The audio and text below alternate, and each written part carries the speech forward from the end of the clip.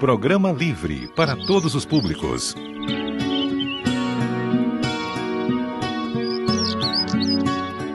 Olá! O Pense Verde de hoje está cheio de informação e curiosidades. Você sabia que já existe no mercado camisetas feitas de garrafas PET? Isso mesmo, elas possuem 50% de algodão e os outros 50% de garrafas PET. Vamos falar também de planejamento e políticas públicas para um dos problemas que atinge milhões de brasileiros a cada ano, que é a escassez de água. Então, fica ligado que o Pense Verde já começou!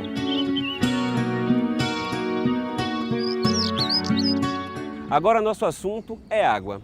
A falta de planejamento e políticas públicas agrava ainda mais as consequências do período de estiagem.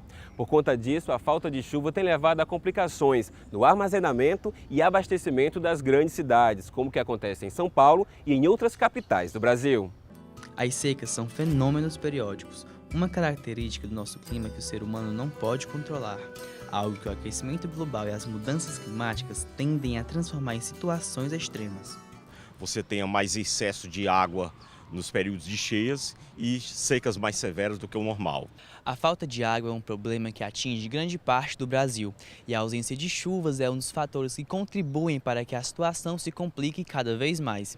A existência de políticas públicas é essencial para que a população não sofra com a escassez, porém sua eficácia depende da escala onde trabalham.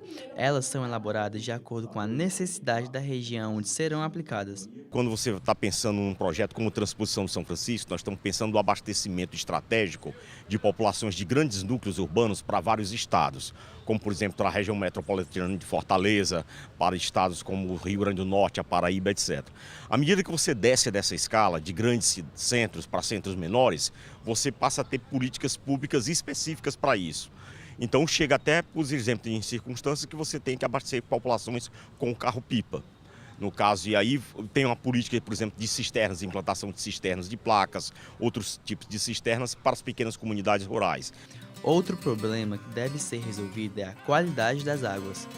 Do ponto de vista, por exemplo, de tratamentos de esgotos, de minimizar o impacto de determinados poluentes, como as erosões que ocorrem das próprias bacias, os defensivos agrícolas, pesticidas, etc., que vêm nas águas de irrigação, e principalmente os esgotos urbanos, que são lançados in natura, ou seja, brutos, dentro dos corpos hídricos, e isso promove a geração do que nós chamamos um processo nutrientes que geram a eutrofização desses reservatórios, e você tem uma piora significativa da qualidade das águas.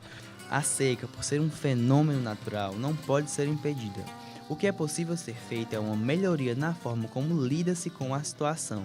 Estamos trabalhando com o chamado monitor das secas, que é um sistema em que você passa a monitorar o comportamento do tempo e do clima para fazer uma previsão de futuras secas. E a partir daí você começa a desencadear ações proativas para evitar que se chegue na situação que está chegando hoje. É necessário que todos visem a importância da água.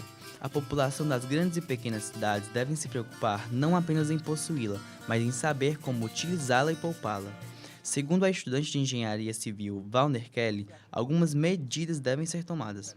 Eu acredito que primeiro tem que incentivar e educar as pessoas a saberem utilizar os materiais que eles possam dar. Por exemplo, se for construída uma cisterna, tem que primeiro educar a população rural para saber usar aqueles instrumentos.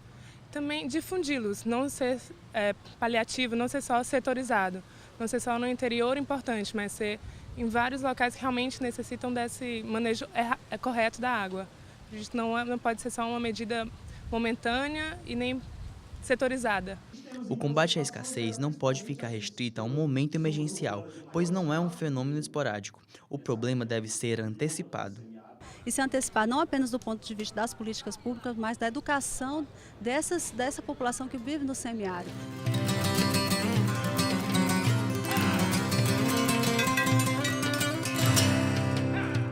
Fica ligado que após o intervalo vamos falar das camisetas feitas com garrafas PET.